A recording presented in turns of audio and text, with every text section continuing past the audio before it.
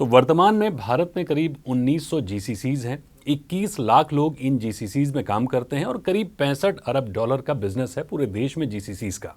जाहिर तौर पर आगे ग्रोथ होनी ही होनी है और 2030 तक अनुमान है कि 100 बिलियन डॉलर का बिजनेस हो सकता है जीसीसीज का, क्योंकि अब भारत में जीसीसीज सिर्फ बैक ऑफिस के तौर पर नहीं, स्ट्रेटजीज बनाते हैं, रणनीतिक तौर पर काम करते हैं। इसी ग्रोथ को देखते हुए पूरा देश और तमाम राज्य जीसीसीज को आकर्षित करने की पूरी कोशिश करते हैं, अपनी पॉलिसीज़ में बदलाव करते हैं, इंफ्रास्ट्रक्चर को डेवलप करते हैं। अहमदाबाद में इनफैक्ट हम कहेंगे कि गुजरात में शायद पहला एक सेंटर बन रहा है जिसका नाम है मिलियन माइंड्स टेक पार्क, और बहुत ही अलग तरीके से, एक तरह से हम कह सकते हैं कि गिफ्ट सिटी का एक छोटा रूप है, लेकिन बहुत छोटा रूप नहीं है।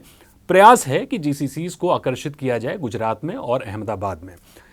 तो ये जो डेवलपमेंट हो रही है ये बना रहे हैं गणेश हाउसिंग, और हमारे साथ हैं गणेश हाउसिंग के एमडी एंड सीईओ और साथ में क्रेडाई नेशनल के चेयरमैन भी, प्रेसिडेंट भी हैं, शेखर पटेल सर। शेखर सर, बहुत स्वागत है आपका जी बिजनेस पर। जैसा कि मैं बात कर रहा था कि जीसीसीज को लेकर तमाम राज्य जो है आकर्षित करना चाह रहे हैं अपने राज्यों में, पॉलिसीज़ में बदलाव कर रहे हैं, इंफ्रास्ट्रक्चर बेहतर से बेहतर बना रहे हैं, और आपने तो एक प्रोजेक्ट के तौर पर एक तरह से पूरा इकोसिस्टम क्रिएट करने की कोशिश की है। तो सबसे पहले तो इस प्रोजेक्ट के बारे में बताइए। ये मिलियन माइंड टेक पार्क है, वो टोटल 65 एकड़ ज़मीन पे है। इसमें टोटल जो डेवलपमेंट पॉसिबिलिटी है वो 18 million square feet, 1 crore 80 lakh square feet का डेवलपमेंट पोटेंशियल है। उसमें जो हमने मास्टर प्लान किया है वो मास्टर प्लान के हिसाब से अभी हम 10 million square feet commercial space यानी ग्रेड ए ऑफिस बिल्डिंग बनाएंगे। 6 लाख स्क्वायर फीट हम रेसिडेंशियल बनाएंगे। वो रेसिडेंशियल में को लिविंग भी होगा और अलग रेसिडेंशियल लग्जरी भी होगा, मिड कॉस्ट भी होगा और अफोर्डेबल हाउसिंग भी होगा।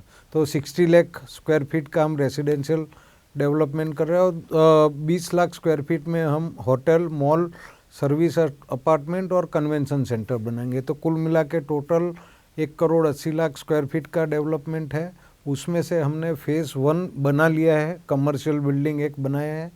पहले फेज़ की लागत और टोटल पूरे फेज़ की लागत क्या है, टोटल इन्वेस्टमेंट आपका क्या है, और क्या आपने अर्निंग्स एक्सपेक्ट की है? कुल मिला के 7 और 4 11 और एक टोटल 12 फेसेस है, तो पैरेलल डेवलपमेंट भी हो सकता है। तो ये पूरा 18 मिलियन स्क्वायर फीट में टोटल जो डेवलपमेंट कॉस्ट है वो डेवलपमेंट कॉस्ट तकरीबन 10,000 साढ़े 10,000 करोड़ के आसपास होगी। आज के हिसाब से लैंड वैल्यू 4,000 साढ़े 4,000 करोड़ का है।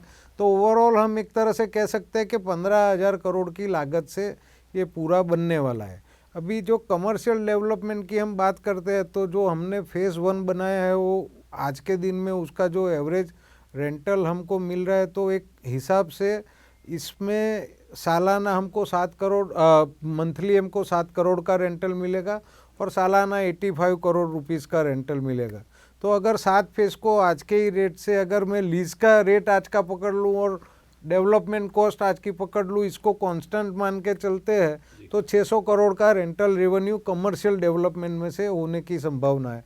रेसिडेंशियल डेवलपमेंट है जो हम को लिविंग करेंगे उसको ऑब्वियसली हम लीज करेंगे, और जो रेसिडेंशियल अपार्टमेंट्स करेंगे उसको सेल करेंगे, तो उसका रेवेन्यू सेल मॉडल से आएगा। ये जो रेवेन्यू है वो लीज मॉडल से है। जो होटल, सर्विस अपार्टमेंट और मॉल है वो लीज मॉडल से होगा।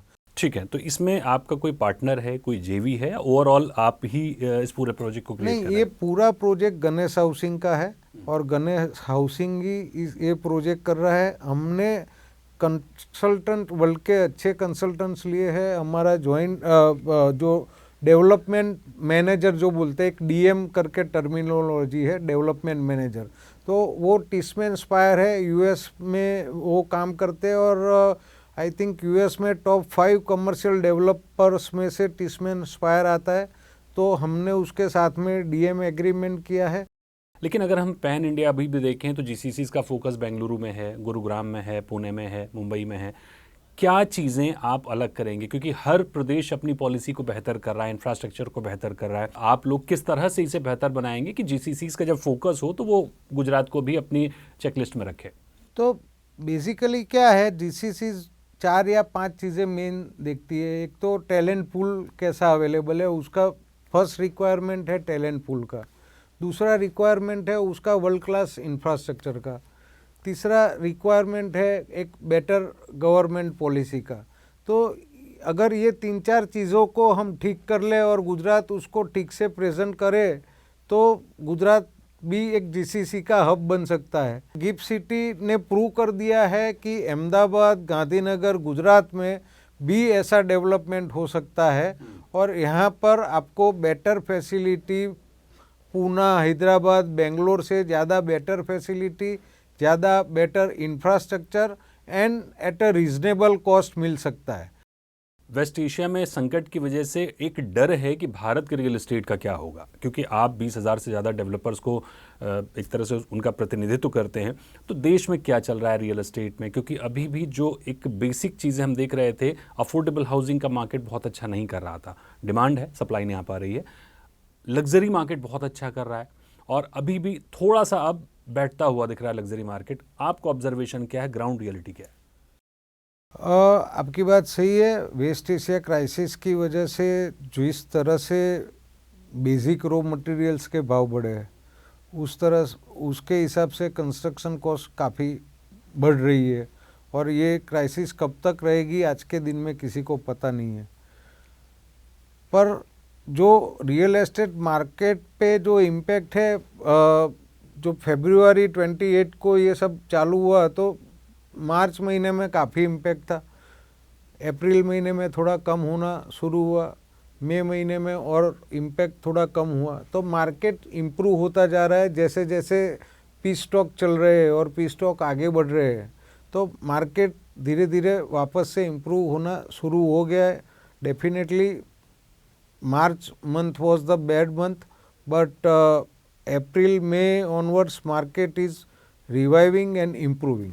एक अंतिम सवाल सर, रियल एस्टेट सेक्टर मौजूदा सिनेरियो को देखते हुए, प्रधानमंत्री की अपील को देखते हुए कुछ चुनौतियां देख रहा है निकट भविष्य में?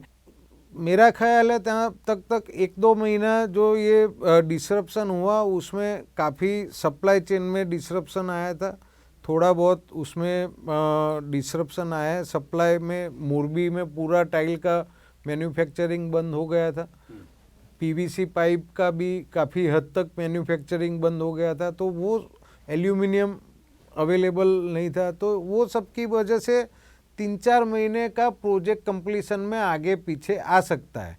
इसीलिए हमने गवर्नमेंट ऑफ इंडिया में हाउसिंग डिपार्टमेंट में क्रेडाई ने रिक्वेस्ट की है कि इसको फोर्स मेजर में फोर्स मेजर में गिना जाए। जैसे फाइनेंस मिनिस्ट्री ने ये जो सिचुएशन को फोर्स मेजर डिक्लेयर किया है, ऐसे ही हाउसिंग मिनिस्ट्रों को भी ये सिचुएशन को फोर्स मेजर डिक्लेयर करना चाहिए और जो रेरा में प्रोजेक्ट रजिस्टर्स है उनको 3 से 4 महीने की प्रोजेक्ट कंप्लीशन के टाइम में रियायत मिलनी चाहिए। बिल्कुल सर, बहुत शुक्रिया करेंगे आपका हमसे बात करने के लिए। तमाम मुद्दों पर हमने बात की। एक बार फिर से बहुत सारी शुभकामनाएं आपके नए प्रोजेक्ट को। उम्मीद करते हैं कि ये सुपर सक्सेसफुल होगा। Thank you Deepak ji.